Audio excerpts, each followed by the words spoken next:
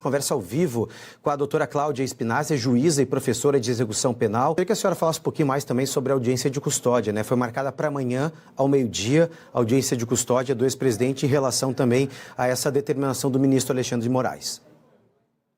A audiência de custódia é um direito constitucional de toda pessoa presa, não é um privilégio do presidente Jair Bolsonaro. Toda pessoa presa tem que ser apresentada dentro de 24 horas a um juiz, para que um juiz a veja fisicamente. Essa audiência não deve ser realizada de forma virtual, deve ser realizada de forma física, é isso que determina o CNJ. Para que o juiz veja esta pessoa, verifique as condições físicas desta pessoa, verifique se os direitos dela foram garantidos e, a partir daí, ele dê as determinações necessárias. Neste caso, como a prisão não foi realizada pela polícia, e sim em cumprimento de uma ordem de uma outra autoridade policial, o juiz que faz a audiência de custódia não pode soltar. Ele não pode ir contra a decisão de um outro juiz. O juiz da audiência de custódia só pode soltar quando quem prendeu foi a polícia prendeu em flagrante.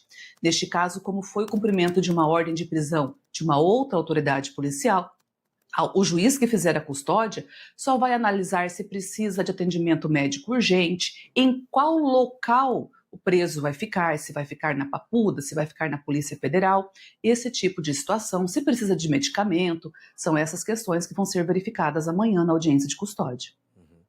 Doutora, outro detalhe também importante, né, quando a gente fala de prisão preventiva e o motivo que veio, né, inclusive na determinação do ministro Alexandre de Moraes, foi a questão da garantia da ordem pública, né? Houve uma mobilização, pelo menos uma convocação de uma vigília por parte do filho do ex-presidente, o senador Flávio Bolsonaro, para que diversos aliados, diversas pessoas fossem em frente ao condomínio, fizessem essa vigília em prol da liberdade e também da saúde do ex-presidente, e devido a esse risco, ou pelo menos de um perigo, né, de não ter uma ordem pública, foi determinada, então, né, essa prisão preventiva. Como é que a senhora também analisa essa determinação feita pelo ministro Alexandre de Moraes e se, de fato, essa vigília ou essa mobilização poderia, sim, colocar em risco não só os aliados ou manifestantes, mas também o próprio preso? Cássius, eu como juíza, eu sou proibida pela Lei Orgânica da Magistratura de criticar qualquer decisão de caso concreto de outro juiz. Então, eu não posso analisar o motivo concreto pelo qual o Supremo decretou. Eu não posso dizer se concordo ou discordo da decisão do ministro Alexandre de Moraes. O que eu posso dizer é que, tecnicamente, a lei determina que, se a autoridade judiciária verifica que há um risco à ordem pública, ela pode sim decretar a prisão preventiva. E que então, provavelmente, o ministro verificou algum indício de risco à ordem pública e que, segundo consta na decisão, não seria só a questão da vigília, me parece que teve um rompimento da tornozeleira eletrônica também. Mas, para que a população entenda, para ter prisão preventiva é necessário que estejam presentes um dos três requisitos: risco à ordem pública, risco à aplicação da lei penal ou risco à instrução processual. A instrução processual, do caso do presidente Jair Bolsonaro, ela já se encerrou. Então, só sobrariam dois fundamentos para a prisão preventiva dele: risco à ordem pública, o risco de cometer algum outro crime, de causar algum tumulto, alguma situação assim, ou o risco de aplicação da lei penal, o risco da pessoa fugir, de não ser mais localizada para aplicar a lei penal. E provavelmente foram em algum desses dois requisitos que o ministro Alexandre fundamentou a sua decisão. E, doutora, é importante também... Isso mesmo. Quando a gente tem uma prisão preventiva decretada no curso de um processo, quando a gente ainda não teve sentença, ela tem que ser proporcional. Ou seja, ela não pode demorar muito. Se ela dura 6 meses, ela já está num prazo excessivo, porque tem que terminar, tem que julgar se essa pessoa é culpada ou inocente. No caso do presidente Jair Bolsonaro, ele já foi condenado e o processo está em fase recursal. Então, a prisão preventiva dele não tem um prazo a ser cumprido. O prazo limite dessa prisão preventiva do presidente seria o prazo do regime fechado que ele teria que cumprir no cumprimento da pena que foi aplicado a ele. Doutor, nesse caso, cabe uma nova prisão domiciliar? Claro, canto prisional não possa atender às necessidades do preso lá naquele estabelecimento prisional. Então, a depender de onde o presidente Jair Bolsonaro fique alocado, provavelmente será em alguma cela da Polícia Federal. Se neste local não for possível dar a ele os atendimentos de saúde que ele precisar, sim, ele pode ter novamente concedida a prisão domiciliar. E isso não é um privilégio do presidente Jair Bolsonaro, porque ele é um ex-presidente. Isso é um direito de todas as pessoas presas, embora a gente não veja esse direito ser concedido facilmente a qualquer pessoa, quando essa pessoa não tem a importância, o significado social e político que o presidente Jair Bolsonaro tem. Doutor, inclusive a proximidade, né, do trânsito em julgado, ou seja, do encerramento do julgamento sobre a tentativa de golpe de Estado, também foi um dos motivos que levou a decisão do ministro Alexandre de Moraes para essa prisão preventiva, devido a essa proximidade da execução da pena? Ele pode ser porque a proximidade da execução da pena significa que, se houver uma fuga, haverá risco à aplicação da lei penal. Quando nós estamos próximos a aplicar a pena, nós precisamos ter segurança de que o condenado não vá fugir do país, porque isso impediria a aplicação da lei penal.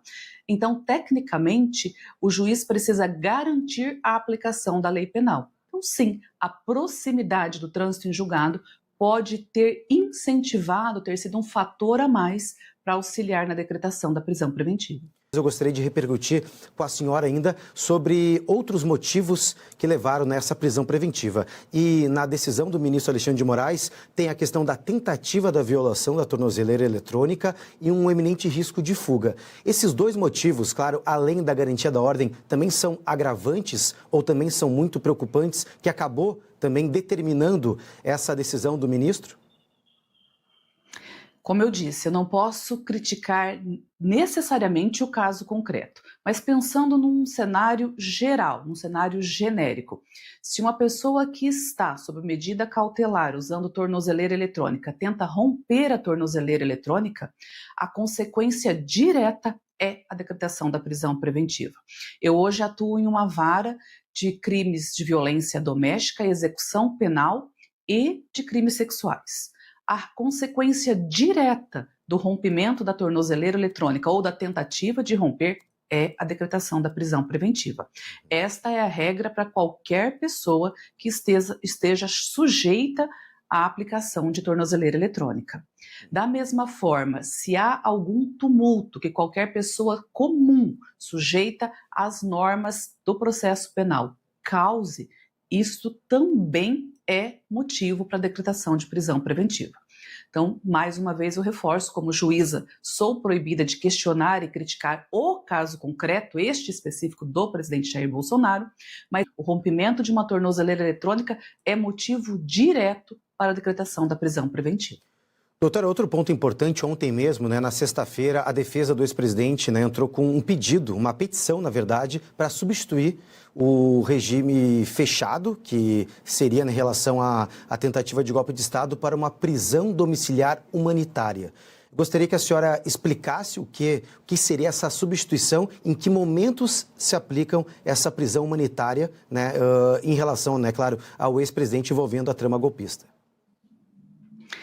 Isso é totalmente possível de ser aplicado tanto ao presidente Jair Bolsonaro quanto a qualquer outra pessoa que tenha a prisão preventiva decretada contra ele. A prisão domiciliar humanitária, ela é aplicada a uma pessoa que está com problema de saúde e que este problema de saúde é tal que dentro do estabelecimento prisional não hajam recursos para atender às necessidades de saúde desta pessoa. Então, imagina uma pessoa que está com câncer em estágio terminal. O estabelecimento de saúde não tem o estabelecimento prisional não tem aparato para atender esta pessoa. Agora, imagina outra que também tem uma doença, mas essa doença é pressão alta, diabetes, são doenças mais comuns e que o estabelecimento prisional consegue dar o atendimento médico. A prisão domiciliar humanitária, ela depende deste requisito, de que a pessoa esteja com uma doença tal que o estabelecimento prisional onde ela está custodiada, não tenha condições de dar a ela o atendimento médico que ela precisa. É uma questão humanitária mesmo. Então, tudo vai depender de onde o presidente Jair Bolsonaro vai ficar detido. Se, por exemplo, ele vai ficar dentro de uma cela da Polícia Federal, vai ter que ser analisado pelo ministro Alexandre de Moraes quais as condições que a Polícia Federal tem para dar atendimento médico sempre que ele precisar. Perfeito, doutora. Muito obrigado pela sua participação. Bom te ouvir, esclarecer diversos pontos importantes. Aí, obrigado mais uma vez. E ao longo da programação a gente pode conversar mais vezes devido a essa cobertura especial que a gente está fazendo aqui na Band News TV. Muito obrigado. Um excelente sábado para a senhora.